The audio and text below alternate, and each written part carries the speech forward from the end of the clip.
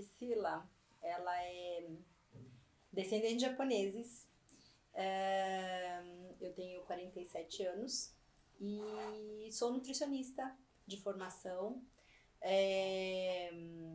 Fui trabalhar, fazer cursos de terapias alternativas, e isso fez com que eu encontrasse a minha forma de expressar o que eu acredito na vida, o que eu entendo que é a vida e a forma de conduzir o todo, né, de como eu faço hoje em dia.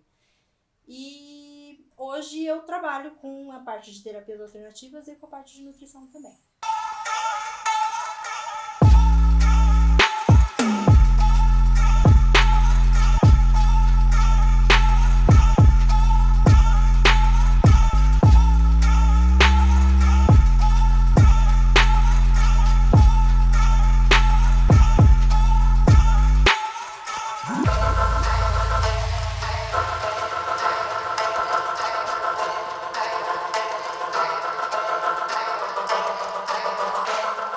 Quando eu estava fazendo o curso de terapias e que fui trabalhando todo esse contexto da parte energética, entendendo a parte emocional, como o emocional e o mental afetam o físico, eu fui entendendo que a forma como a gente se nutre de alimentos, ela está totalmente relacionada à forma como a gente se nutre de vida.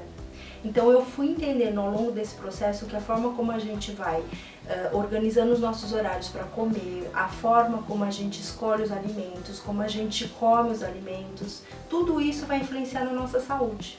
E o nosso corpo físico, ele é uma manifestação de como a gente pensa e sente em relação a nós. E a partir do momento que você se sente bem ou mal, você vai se relacionar com as pessoas da mesma forma. Então, é uma forma integrada, né, de vida, e que eu consigo entender que a alimentação tem grande influência na sua saúde física, mental e emocional.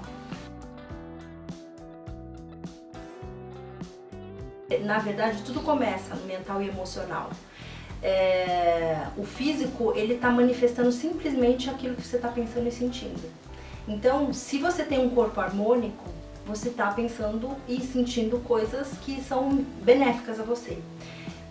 E quando você tem um corpo desarmônico, também acontece. Então, normalmente, pessoas que se cobram muito, pessoas que se criticam, que se julgam demais, acabam criando corpos desarmônicos ou doentes, né? Então, isso acaba fazendo com que a pessoa manifeste coisas negativas, no caso. Na hora que eu vou fazer a anamnese, a hora que eu vou fazer, por exemplo, a parte do recordatório de 24 horas, que é o que a gente vê, a parte do cardápio. Então ali, o que eu consigo mapear? Os horários que ela está conseguindo fazer ou não as refeições, eu vejo como está a organização no dia dela. O tipo de alimento que ela está escolhendo, que horários que dá vontade de comer doce, se é que isso tem, se tem uma cobrança, como se ela tem um histórico de obesidade, se ela já ficou gorda em algum outro momento de vida, o que aconteceu, porque todos os momentos que você engordou em algum período da sua vida, tinha algo acontecendo de estresse.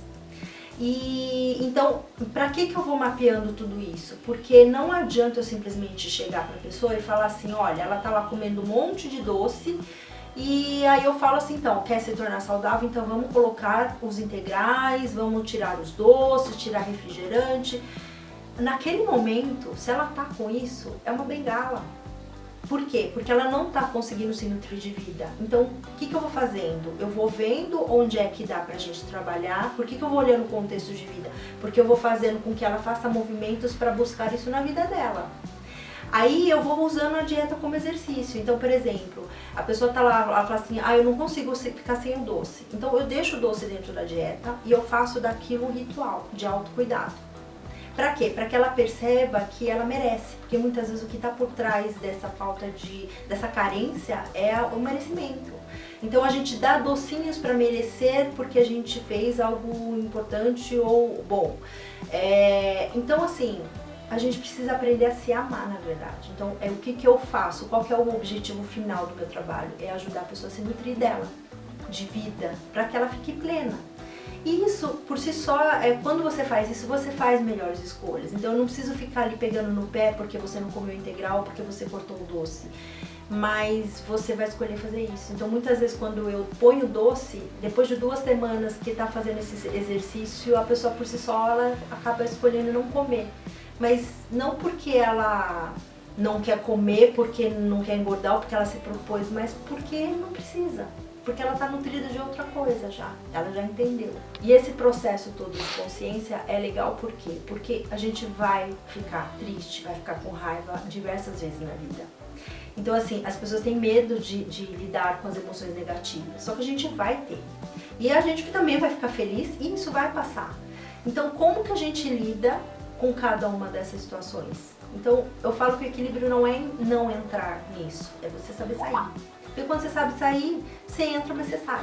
Então, quando você mapeia e consegue compreender como você funciona, você não fica mais à mercê disso. Você só fala, ah, tá, tô com raiva, eu já sei que eu fico com vontade de comer doce, o que eu faço?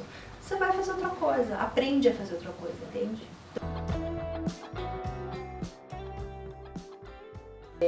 Na verdade, foi assim, um trauma. Porque o que acontece? Quando eu me formei nutricionista, eu me formei em 97. E era uma época que, assim, dificilmente... As pessoas não iam tanto buscar consultório, as nutricionistas. Elas iam buscar emprego em empresas. O meu contexto de família também traz essa crença de você montar, assim, você estudar, fazer faculdade, fazer carreira para ter a sua vida, né? Você construir a sua vida. E eu fui trabalhar na rede de fast food, fiz na verdade que foi o primeiro emprego, eu saí de lá já com anorexia e depressão. E os outros eu fui indo porque eu ainda não estava entendendo direito qual era o contexto meu ainda, né? Mas eu sempre quis ser dona de algo e eu não sabia do que. E eu tive que ir contra, na verdade, a crença da minha família. E eu já estava começando a fazer curso de estética holística na época, que foi onde eu comecei a entrar em contato com as terapias alternativas. E aí eu, na verdade, comecei a trabalhar com estética. Então, entrar no empreendedorismo foi assim, natural, porque eu saí de um e fui para outro. Então eu comecei a entender esse mundo das terapias e isso me encantou. Então eu deixei de lado um pouco, um bom período, uns 15 anos, a nutrição, mas a nutrição sempre permeando assim de leve dentro das terapias. E nas terapias eu fui trabalhando muito esse contexto. Então, nas terapias é que eu fui empreender, na verdade, que eu fui fazer massagem, eu fui fazer a parte de estética, eu aprendi a empreender ali, só que na minha cabeça não era claro que isso era empreendedorismo, né? Chegou um momento, quando eu comecei a voltar para a nutrição, que eu comecei a questionar o que era ser empreendedor e a diferença entre empreendedor e administrador, porque para mim era a mesma coisa. Eu fui procurar no Google o que era o ser empreendedor e administrador, e eu vi que eram totalmente diferentes. Aí quando eu li o conceito do empreendedorismo, eu falei, essa sou eu. E o que era, na verdade? Era aquela coisa de você ter ideias, de você ir em busca daquilo que você acredita e fazer.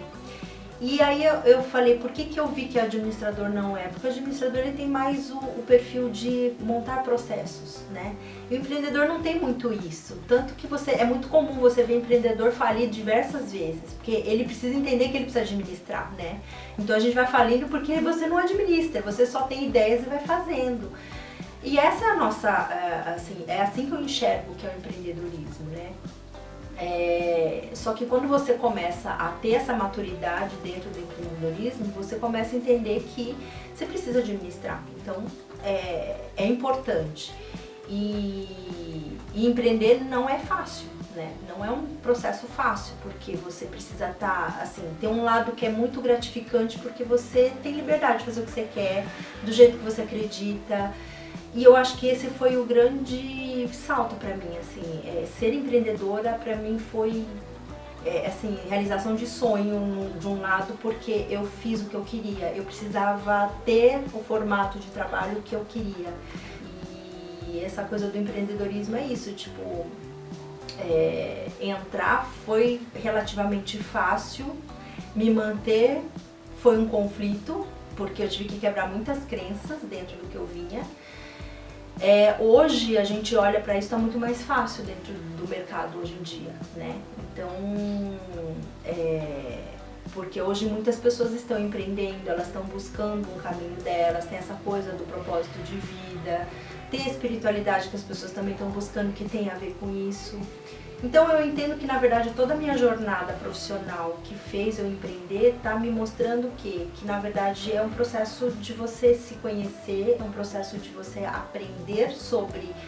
Eu tive que aprender a me nutrir para poder ajudar as pessoas a se nutrirem. Então toda a profissão, o trabalho que você está, ela vem fazer você trabalhar e aprender aquilo que você precisa nesse momento. Então é isso que eu enxergo. Então empreender, por isso que eu tinha que seguir esse caminho.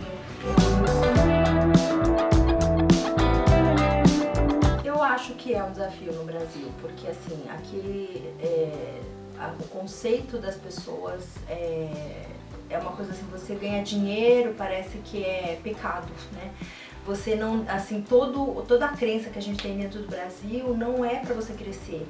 Mesmo em termos de leis, o de incentivo do governo, isso não é, a gente não tem incentivo, você tem que batalhar pra caramba. Se você for pagar todos os impostos, você paga para trabalhar. Então não é simples, né? E além disso, tem mercado para isso? Tem. Eu acho que tem um lado do Brasil que é bom, que eu acho, é essa coisa de você ter flexibilidade, porque aqui não tem uma rigidez. Mas ao mesmo tempo que isso é bom, isso também é ruim, porque essa falta de estrutura também faz com que você não consiga, você tem que ficar na corda bamba, né? Então você acaba tendo que fazer do seu jeito mesmo, né? Então é complicado, eu acho complicado. Não é simples. As pessoas todas que vão tentar empreender, que você vai tentar colocar as coisas todas certinhas, é muita burocracia que você encontra, né? Então não é simples. Sempre olhei pra mim, e não como uma forma egoísta, né? Mas no sentido de, assim, cada um precisa seguir o seu caminho. Por mais que você veja pessoas que te inspiram, mas sempre que eu fui buscar inspirações fora, eu só me lasquei. Por quê? Porque nessa de você, às vezes, se mirar no outro, você tem que perceber que você tem o seu potencial. Então eu aprendi a olhar para o meu potencial e tentar desenvolver ele. E sim, a gente busca inspirações em várias pessoas,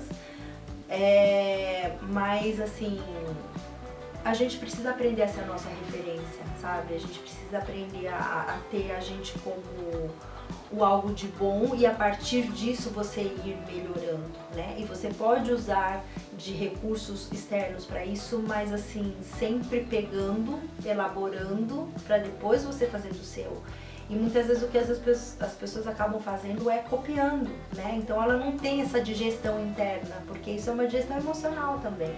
Como é que você elabora do seu jeito? Então isso é um aprendizado. E quem é que faz isso? Quando você consegue se conhecer, quando você sabe onde você está. Então é essa referência que eu acabo usando, eu mesma, para melhorar eu a partir daí, entendeu?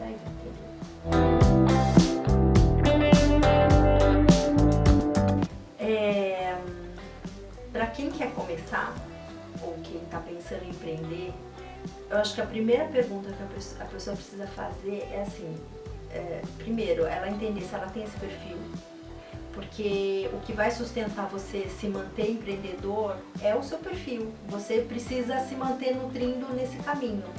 Eu pensar, por exemplo, em estar dentro de uma empresa, para mim é sufocante. Então, isso que me mantém empreendendo. E a segunda pergunta é o que você gosta de fazer. Porque eu acho que trabalho não tem que ser sacrifício. O trabalho tem que ser prazeroso. E normalmente aquilo que você veio fazer, que é o seu dom, não é a coisa mais difícil, é a coisa mais fácil.